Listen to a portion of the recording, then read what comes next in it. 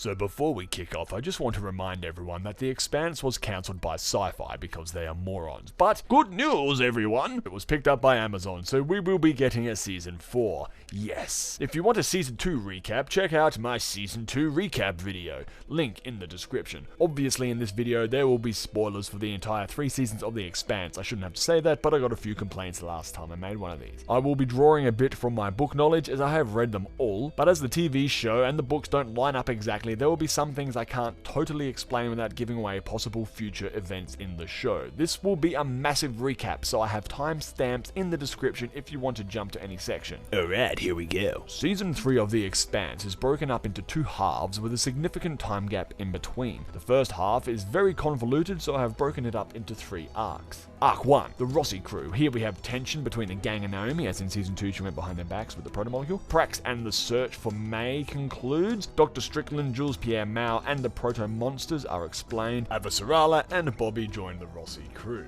I have put Avasarala and Bobby in both Arc 1 and 2 as they are thick in both storylines. Arc 2, Politics, war between Earth and Mars. Corrupt politicians, Avasarala and Bobby are on the run. We get the introduction to the Reverend Anna Volovodov. There's a mutiny on the Agatha King. Although this takes place on the other side of the solar system, this directly relates to Sadavir Errinwright. Arc 3, the Belters. Only a small amount of screen time in the first half, but significant in the second. We have the salvage of the Nauvoo and outfitting it into a warship. Drummer is made captain. Again, that's more of a second half thing. And we have the new Belter Navy, which again is more of a second half thing as well. Let's start with Arc 1. Holden is committed to find Prax's daughter May. Naomi says that they should instead seek refuge at Tycho Station, but no one cares what she says anymore because she went behind the back of the crew. They learn via the detection of a protomolecule signal that May could be on Io, a moon of Jupiter. Io is home to research facilities and provides power cells to the belt. We the viewers know that Mao has a secret lab here headed by Dr. Strickland, former child's physician and current mad scientist. And he is doing horrible experiments on the children with the rare skeleton premature immunosenescence disease and turning them into the protomolecule monster soldiers we saw last season. Strickland has limited protomolecule samples, so only experiments on one kid at a time. Good news for Prax is that May hasn't been infected with the protomolecule as yet. Upon visiting the labs, Mao catches a glimpse of his dead daughter with yucky coming out of her on a monitor and sees similarities between his Julie and Prax's daughter May. He then demands they shut down the whole operation, stating that we are torturing children, basically. Which, yeah, they are. He then stumbles into a lab where Strickland was hiding a protomolecule child who has mutated quite significantly, Katoa, and here he learns that the subject is communicating with the protomolecule on Venus in real time. This tells us that on some unknown sub-level of the cosmos or something that the protomolecule can communicate in real time across great distances. This is an incredible astronomical discovery, and Mao, blown away by it and Strickland's work, retracts his order to shut down the research and demands it continues. Sick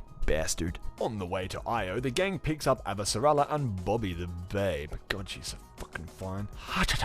Anyway, they become temporary guests on the Roci. They escaped Mao's ship by a dead Julie's race ship and end up getting chased and fired upon by a UN vessel. Unfortunately, Koita, Avasarala's loyal manservant, couldn't go with them. This is all due to the bastard man Sadavir Errinwright, but more on that in a bit. Oh yeah, to hide their identity, the Roci changed its ID to the Penis Contorta, some kind of fire plant. Avasarala has a secret message that she discovered on Mao's ship. This message shows Errinwright threatening Mao and incriminating himself, saying he gave the order to fire first above Ganymede, which started the war. This proves that Earth started the war, not Mars. Mars was simply defending itself, and Avasarala, who was framed by Errinwright blaming her for the Eros incident, is actually innocent. After saving Bobby and Avasarala, the gang scavenges for a resupply and ends up with some Martian guests. The Martians try to retake the ship, but to no avail. The gang tells the Martians to deliver the message to Admiral Souther, who Avasarala believes to be an honorable man. On the way to Io, Naomi confesses that she has a son, or had a son, and her ex took him away from her. She can't help but imagine her boy out and about in the belt somewhere, which is why her Belter loyalties have been coming back lately. She can't hide her feelings anymore, and she's torn up inside from losing her son long ago. A son she will likely never see again, see him grow up, nor share a life with. It's truly heartbreaking stuff. Holden can't forgive her for betraying the gang, but understands her point of view. I mean, this Holden guy, what a fucking legend, what a dreamboat, what a man. Not as manly as Amos though. Amos, more like Amos. If I was that way inclined, I'd be all over that stud muffin. Alright, on to Arc 2, Politics. So, while all this is happening, war is breaking out due to a who shot first situation over Ganymede. Really what happened was a secret weapons test of the protomolecule monsters that we learned about in Season 2. So Errinwright makes a deal with Mao. He will give Mao full immunity if Mao gives him the secret proto-weapons. So Sadavir Errinwright, being the corrupt poopy man that he is, was just itching for this war and was pulling the strings to make it happen by dealing illegally with Jules Pierre Mao, who as we know is an illegal arms dealer and is paying Strickland to develop the mutant killer monster babies. But why Errinwright do this? His motives are quite straightforward. He hates Mars and wants them eliminated. He organizes a preemptive strike against Mars's first strike ships. The Secretary General of the UN, Gillis, basically the leader of Earth, like the president of Earth more or less, signs off, honestly believing it to be the best move to save Earth lives, and end the war perhaps. But really he was coaxed into it by Errinwright. They fire railguns, but due to an electrical malfunction, one gun fires late and Mars gets off one missile before it's destroyed. The nuke detonates in South America and almost 2 million people are killed. Whoops! Just before this, we meet Anna. She's a reverend and an ex-political speechwriter and a bunch of other things. Gillis hired her to help write a winning speech for him. After the nuke incident, she writes him a great speech about making peace with Mars. Errinwright corrupts the ending of this speech with his input and makes it a declaration of war. Mars must be conquered, so saith Earth. Anna is pissed. The Roci Crew also sends the incriminating message to Anna, but more on that in a bit. Kotya, or however you say his name, the most loyal subject ever, ends up a prisoner on the UN ship, the Agatha King, captained by Admiral Souther, but not before brutally killing this guy. He did this so he doesn't give up Avasarala. However, Souther is soon relieved of command by Fleet Admiral Nguyen, who is being paid off by Errinwright and is being a total knob rocket about it too. On the Agatha King, loyalist to Souther informs Souther that Nguyen has been sending and receiving secret messages from the UN. We learn that he's in the pocket of Errinwright. But why is Nguyen, a flippin' fleet admiral, in the pocket of Errinwright? Well, not only did Errinwright supposedly help him ascend through the ranks, he also hates the Martians as well, and probably believes that Errinwright is the man to deal with the Martians the way he would, with extreme prejudice. Admiral Nguyen reroutes his ship to Io, the UN fleet follows, and the Mars fleet follows after that. Souther, whatever his bloody name is, gets the message sent from Sandrine Karana, or however you say her name. Jesus, I'm bad with names. She's the captain of the Martian ship, the Hammurabi. These names.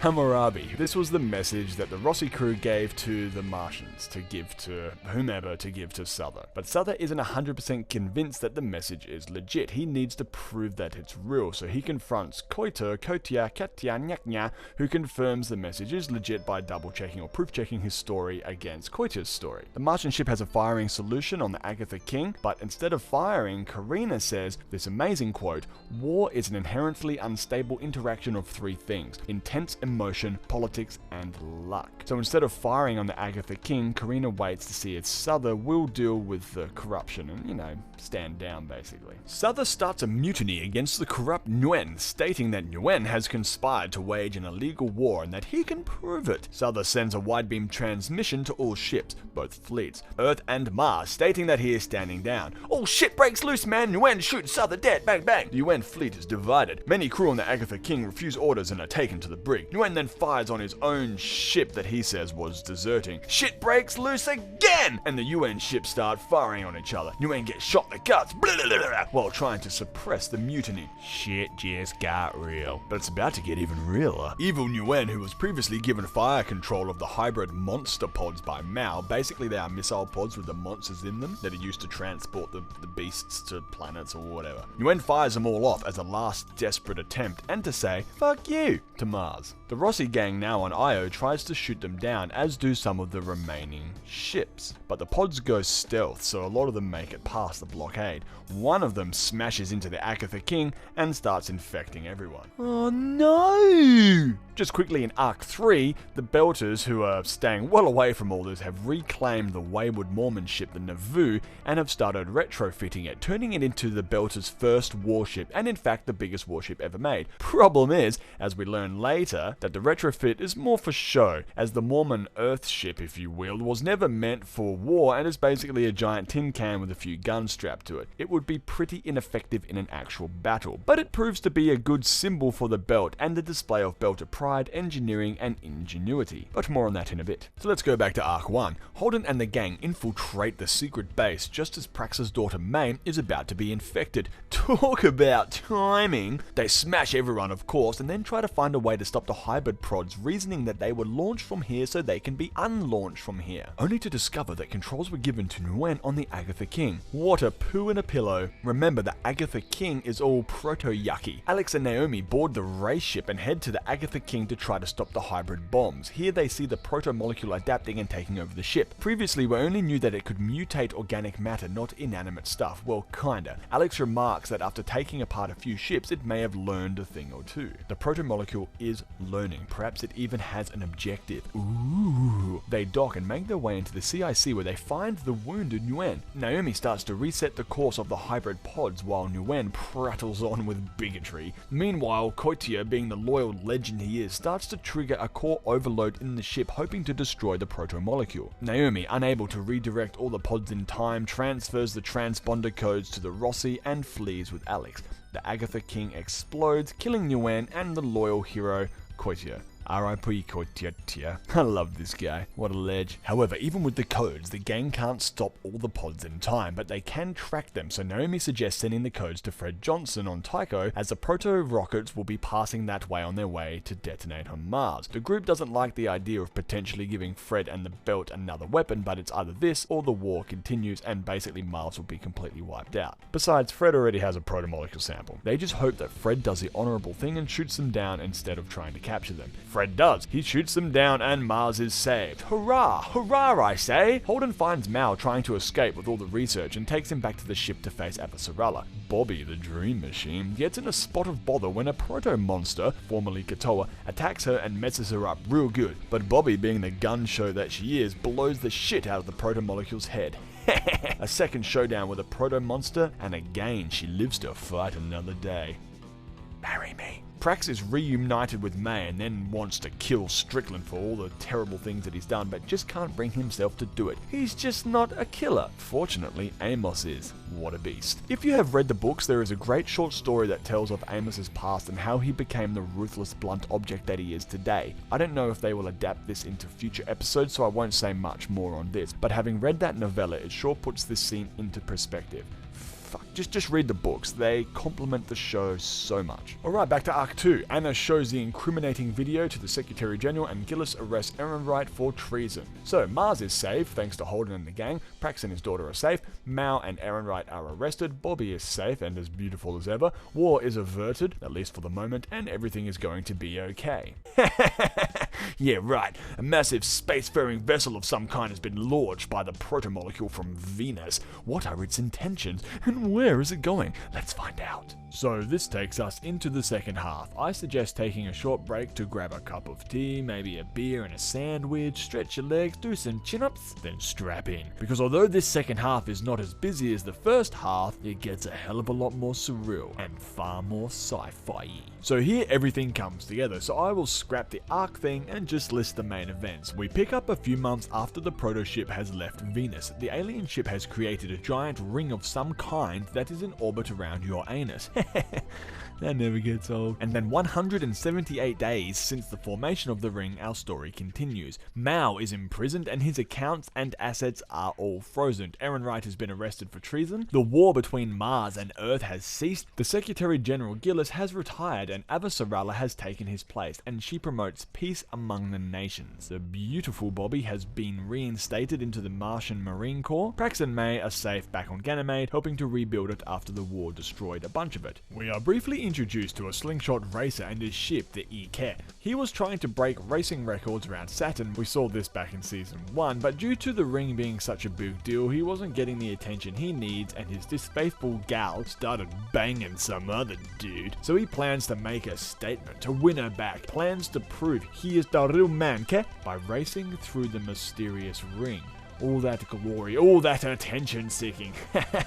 Yeah, nah, the ring stopped his ship dead and turned him into human sludge. This act, though, also activated the ring, and this is when shit gets real again. The ring activates and mother flippin' Miller returns. Holden is freaking out and scanning himself for the protomolecule, but no traces are to be found. Also, the scan says his brain is fine. There's no sign of stroke or anything, so what he is seeing must be real, right? It must be the protomolecule. We are introduced to Melba, who is actually the daughter of Jules Pierre Mao, Julie's sister. Her real name is Clarissa. Never good enough for her smegtoast father, she blames Holden for everything and plans to humiliate him and then kill him. Also, she can prove to her father her competence and loyalty. I mean, the term daddy issues would be an understatement here. She commits an act of terrorism blowing up a UN science vessel, then uses a fake video that shows Holden saying he did this on behalf of the belt. Melba is broken inside. She also has a narcotic stimulant in her teeth. When she wants, she can bite down on it and it releases a powerful performance-enhancing drug that gives her increased speed and strength, but it also takes its toll on her. It drains her bit by bit. It's a full like Dr. Jekyll and Mr. Hyde type shit, except everyone is Mr. Hyde in this scenario.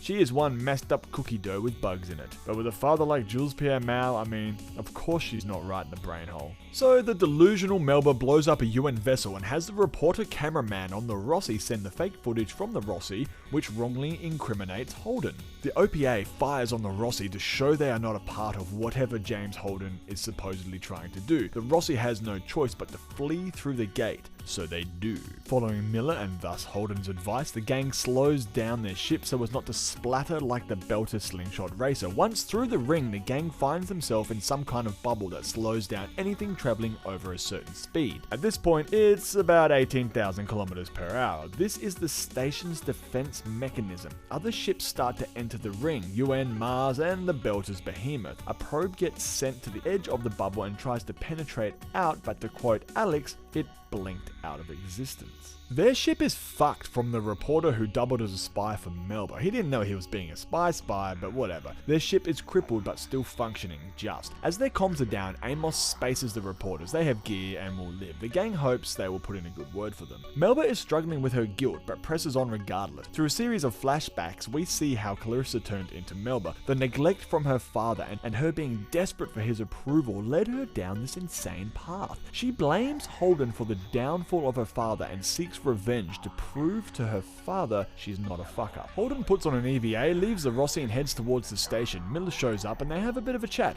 Miller reveals that he has dialed down the station's defenses. If it wasn't for Miller, they might all be dead. Mars sends in a squad of Marines after Holden. Bobby is a part of the squad. Holden and Miller reach the control room inside the station and Miller reveals a data core type thing that might have some answers to what all this alien shit actually is. Just as the Marines show up, they try to shoot Holden, believing him to be in cahoots with the alien and the protomolecule. The bullets are at a 2 of a high velocity and they are frozen like Matrix styles. The ship activates defense bot. A grenade is thrown by the Martians and detonates. This is when all hell breaks loose. The station realizes that even slow-moving projectiles can be deadly, and so it changes the rules again. All the ships are suddenly slowed right down. This causes extreme deceleration, not unlike the Rockhopper ship, and many people are splattered. Many people just died, all cause of the jarhead with the grenade. Holden sticks his hand into the machine and gets a supervision. He sees into the past and the future. Well, actually mostly just the past. What was, but perhaps what could be. Holden blacks out and Bobby learns that the new speed is 28 meters per second. They take Holden back to their ship where they discover that all ships are being pulled into orbit around the station in the middle of the bubble. Everyone is pretty messed up and all the ships no longer have gravity. Without gravity, wounds can't drain, blood pools and clots. Most of the injured will die unless they get gravity sorted, which is pretty impossible due to the station limiting their thrust. Remember, the gravity on the ships is created by thrust, not some magic sci-fi tech we often see in other shows. But that's right, the Behemoth has a drum that can spin. The Mormons made it this way to simulate Earth gravity. Melba leaves for the Roci and finds Naomi there. Alex and Amos are all banged up, and so Naomi puts them in sickbay when Melba attacks. Luckily, Anna followed her over and saves the day by zapping Melba.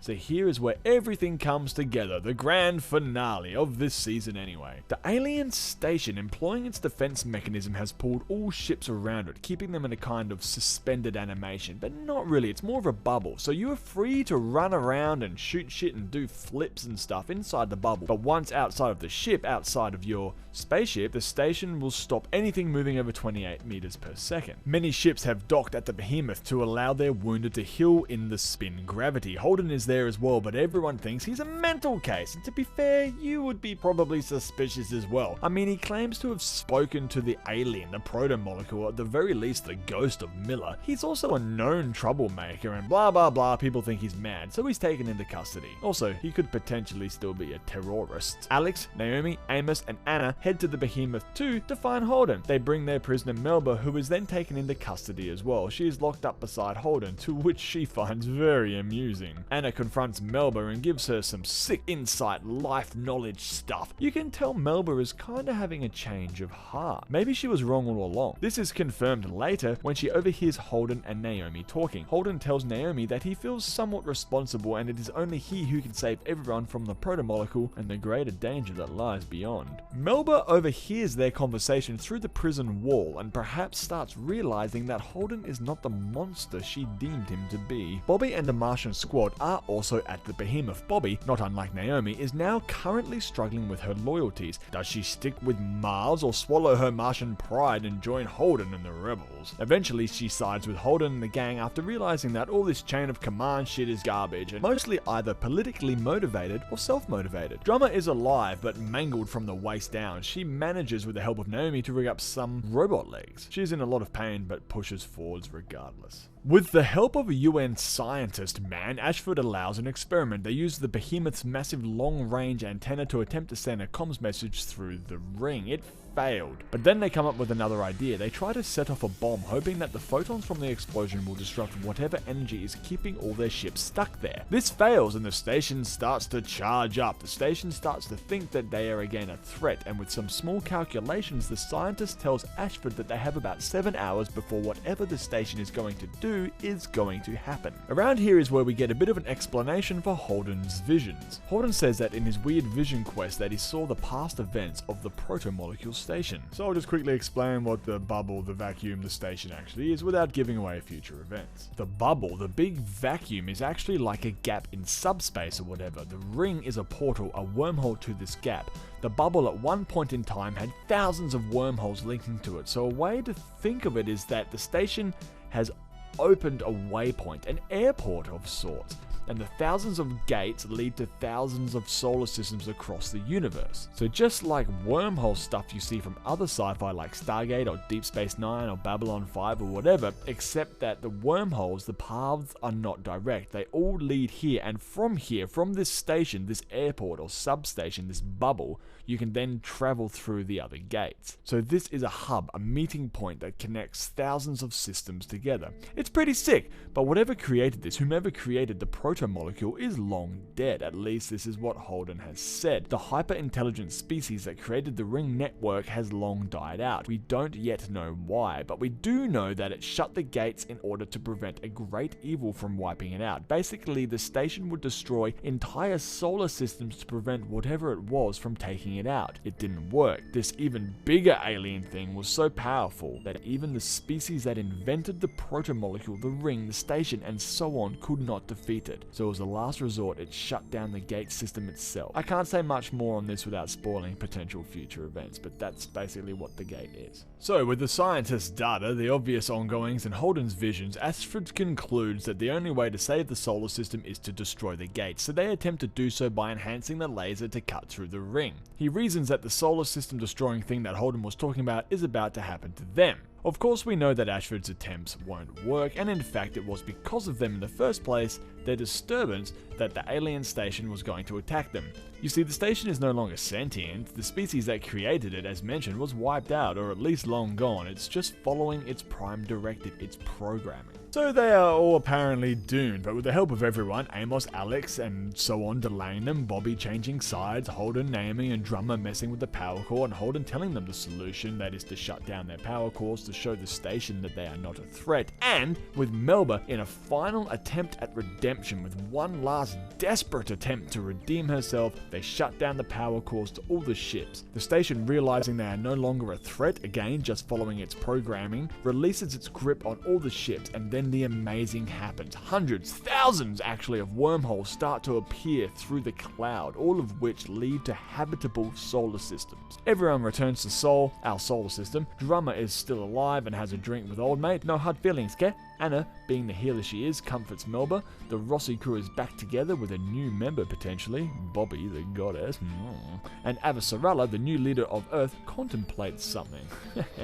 Holden questions what they have done and Miller's influence. He saw something in his visions. He saw the species that created the protomolecule, who created the ring system, the most advanced species imaginable, wiped out, gone, extinct. But what could have done this? Despite this new frontier for humanity, despite this gateway to other worlds, to other stars, to other galaxies, Holden, the hero of humanity, is scared. The end. Woohoo! What a great fucking show. Damn, this show rocks. As I mentioned, we are getting a season 4. I cannot wait for that, but if you cannot wait for that, either read the books, they are awesome. They complement the show very well. I skipped over a lot of what happened in the season in an attempt to keep this video as short as possible, but that didn't really work out. So if you have any questions, then leave a comment. I will answer as best I can without spoiling possible future events. If you think I got something wrong, please leave a comment so we can discuss it. Also, if anyone was wondering, the series is now pretty much lined up with the books. The third season more or less ends where the third book ends. But up until the second half of the season, the books in the show were pretty much on point, very similar. There had been a few changes, but none as significant up until now. The second half of the season has shown a huge change. So I was thinking, if you want me to make a books versus show video comparing and contrasting the two, then please leave a comment saying so, and I might just do it if the interest is there. Also, if you guys like the music played throughout this video, then please check out my band, My First Death Ray.